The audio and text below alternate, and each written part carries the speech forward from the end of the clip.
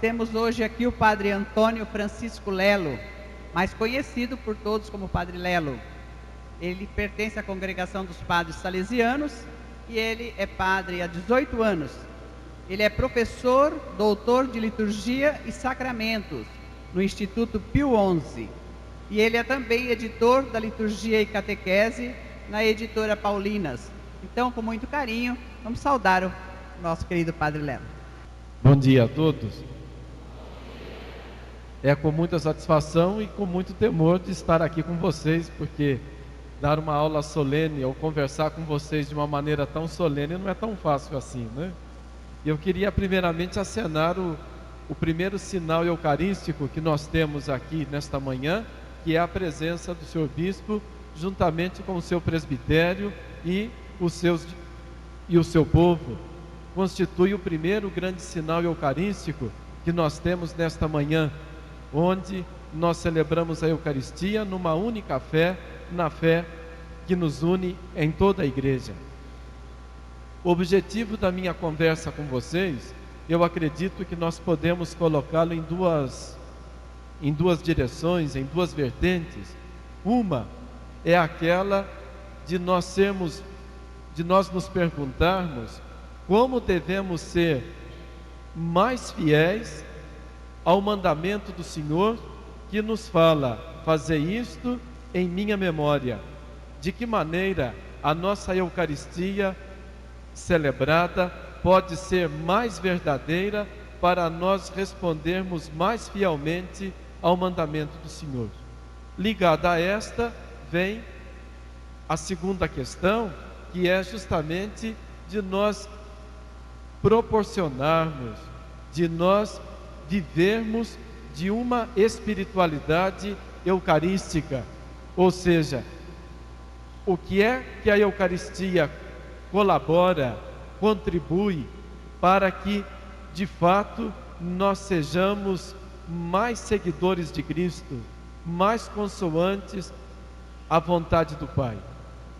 Pensando nisto, nós podemos nos localizar na nossa compreensão do sacramento da Eucaristia, como também da sua celebração.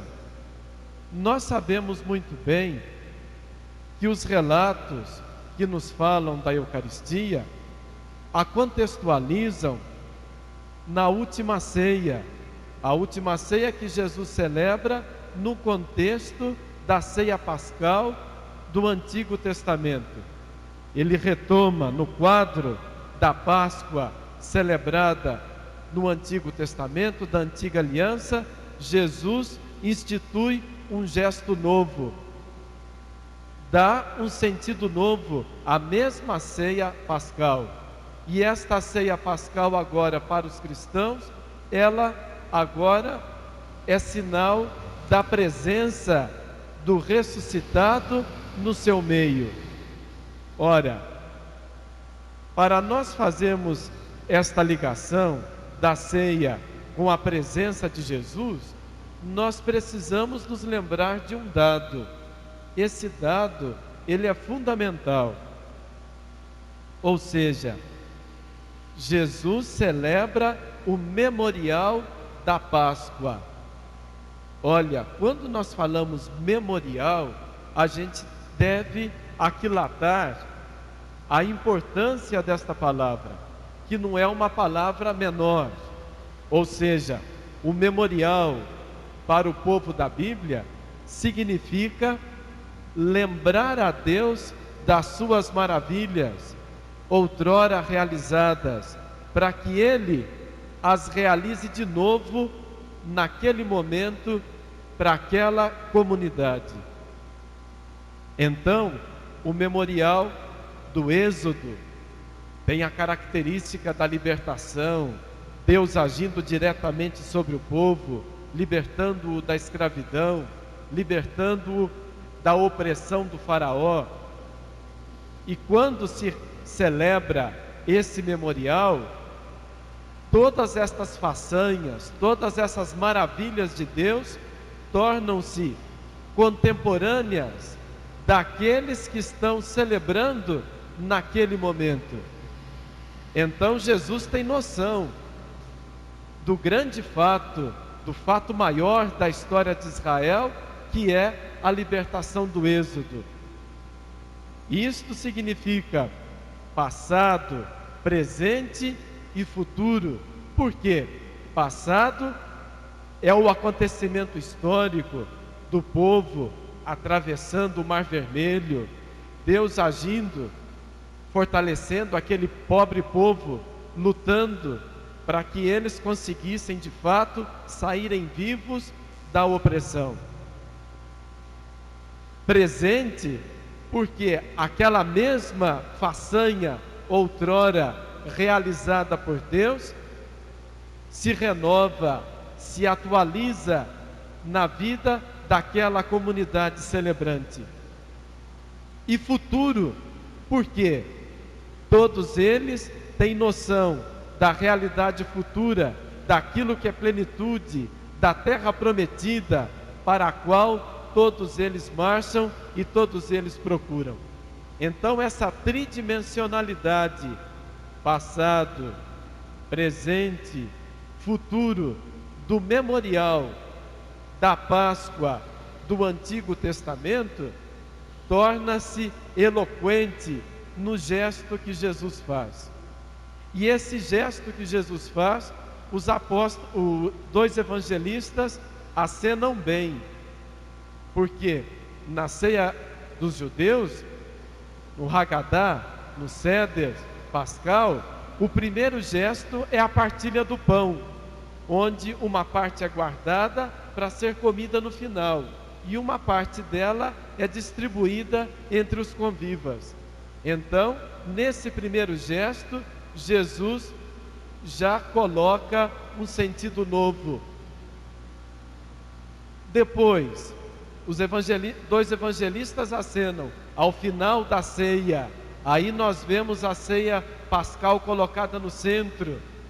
E neste centro aconteciam deles comerem as ervas amargas, o haroset e o cordeiro.